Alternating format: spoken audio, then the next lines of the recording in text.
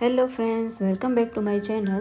તો આજે હું તમારી સાથે શેર કરવાની છું ટમેટાનો સૂપ, જે હોટલમાં અવેલેબલ હોય છે. ટમેટા સૂપ, ઓનિયન સૂપ, બધા જે સૂપ હોટલમાં મળે છે તેનાથી પણ એકદમ સરસ અને સ્વાદિષ્ટ હું તમને આજે આ મારી રેસીપી શેર કરીશ. તો તેના માટે ટમેટા જોશે, ઓનિયન જોશે, 2 લીલા મરચાં, આદુના કટકા 4 થી 5, 1 તીખું મરચું અને 2 મોરા મરચાં. તો એના માટે મેં એક પેનમાં તેલ ગરમ કર્યું છે, આશરે 2 થી 3 ચમચી જેટલું. 2 ચમચી પણ તમે નાખી શકો, બહુ તેલ ના જોતું હોય તો આવી રીતે અડધા કટકા કરી ટમેટાના, તમે જોઈ શકો મેં વચમાંથી કાપેલું છે ટમેટું. તો એવી રીતે અડધા કરી અને પછી ઓનિયન જે આપણે અડધી કાપી લીધી છે એને, અને પછી ટમેટાને, મરચાં, લસણ, આદું એ જેટલું પણ આપણે જે સમારેલું હતું એ બધું આ તેલમાં નાખી દેવાનું છે. તો આપણે આ બધું નાખી દઈએ. ઘણા લોકો એમ પણ કરે છે કે ટમેટાને બાફીને કરે છે, તો એ રીતથી પણ તમે કરી શકો, પણ એનાથી જે તમારો ટમેટા સૂપ છે એ બજાર જેવો નહીં થાય અને મોરું પણ પડી જશે. અને આમાં જે એની જે ખટાશ હોય અને જે ટમેટાનો જે એકદમ ફ્લેવર જે હોય મરચાંનો ને એકદમ સરસ આવશે. કારણ કે સ્ટીમ કરવાથી ઓલરેડી બધું જે વેજીટેબલ છે મોરું પડી જ જાય છે, તો બધાને ખબર જ છે. તો આ તમને થોડુંક હાર્ડ લાગશે, થોડીક વાર લાગશે, બટ આ રેસીપી મુજબ બનાવશો તો એકદમ હોટલ જેવું જ તમારો ટમેટો સૂપ બનશે. તો હવે આમાં આપણે જે મારો છાશનો મસાલો ઓલરેડી હું બધામાં નાખતી જ હોય એ છે આ ધાણા, જીરું એ બધું નાખેલું છે. એ મસાલો મેં આમાં નાખી દીધો છે અને આને આપણે થોડુંક ફેરવતા રહીશું. અને આમાં બધા મસાલા આપણે નાખી દીધા છે. અને અડધી ચમચી તમે ખાંડ નાખી શકો.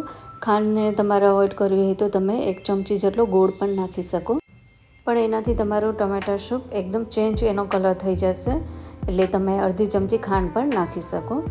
તો આ બધું મિક્સ કરી અને હવે આપણે એને 10 થી 15 મિનિટ સુધી આમનામ રહેવા દેવાનું છે. અને આપણે એક પ્લેટ એની ઉપર ઢાંકી દઈએ.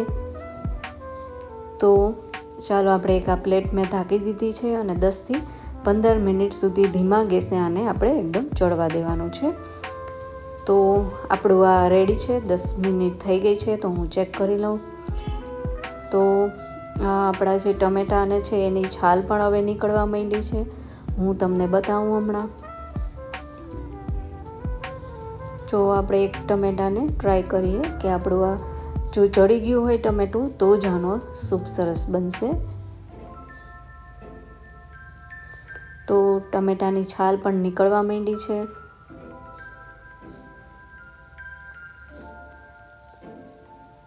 તો આ રેડી છે. આપણે હવે એક મિક્સર જારમાં લઈ અને આની પેસ્ટ બનાવશું. તો ટમેટાની સાવ છાલ નીકળી જ ગઈ છે. તો ચાલો આપણે મિક્સર જારમાં હવે આને, તો તમારી પાસે જે અવેલેબલ હોય, જે કાણાવાળું જે પણ જારો કે ગમે તે હોય એનાથી આપણે આ જે આપણે પેસ્ટ બનાવી હતી એને ગાળી લેવાની છે. તો આવી રીતે તવેથાથી હું ફેરવતી રહીશ તો નીચે બધું પાણી નીકળી જશે. અને આ એકદમ જાડી ગ્રેવી છે, તો બધું આપણે કમ્પ્લીટ કરી દીધું. અને તમે જોઈ શકો ટમેટાની છાલ પણ એકદમ નીકળી ગઈ. અને હજી એકવાર આમાં પાણી થોડુંક અડધો ગ્લાસ જેટલું નાખીને આપણે એની પેસ્ટ બનાવી લેવાની. તો રેડી છે. તો આમાં ઓલરેડી આપણે મસાલા તો બધા નાખી જ દીધેલા હતા. જે આપણે ટમેટા અને અડધા જે મરચાં ને બધું આપણે ઓઇલમાં નાખ્યું હતું, તો એ બધું આપણે મસાલા તો નાખી જ દીધા. એમ છતાં પણ આપણે 2 થી 3 મસાલા જે રહી ગયા હતા એ નાખી દઈએ. તો અડધી ચમચી મીઠું નાખશું. આપણે ઓલરેડી થોડુંક તમે નાખ્યું હતું, મારાથી કદાચ વિડીયો સ્કીપ થઈ ગયો હોય. અને અડધી ચમચી ગરમ મસાલો નાખશું. એ ઓપ્શનલ છે ગરમ મસાલો. ફ્રેન્ડ્સ, તમને જોતાં એમ લાગશે કે આ મારો સૂપ તો એકદમ ઘટ છે, પણ અમને બધાને, અમારી આખી ફેમિલીને બધાને ઘટ જે હોય એવો જ સૂપ ભાવે છે. સાવ પાણી જેવો ભાવતો નથી, કારણ કે આ રાઈસ સાથે ખાવાનો હોય તો અમને એકદમ આછો ભાવતો નથી એના માટે. બટ જો તમારે એકદમ હોટલ જેવો જ કરવો હોય તો આમાં 2 થી 3 ગ્લાસ જેટલા પાણી ના નાખી અને એને એકદમ સતત હલાવતા રહેવાનું અને એકદમ આછો પડી જશે. તો રેડી છે આપણો આ ટમેટા સૂપ. અને જો આ મારી ચેનલને તમે સબસ્ક્રાઈબ ન કરી હોય તો પ્લીઝ મારી ચેનલને લાઈક કરો, શેર કરો અને સબસ્ક્રાઈબ કરો.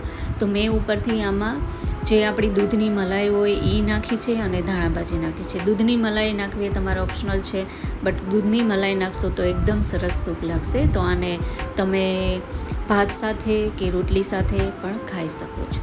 તો બાય ફ્રેન્ડ્સ.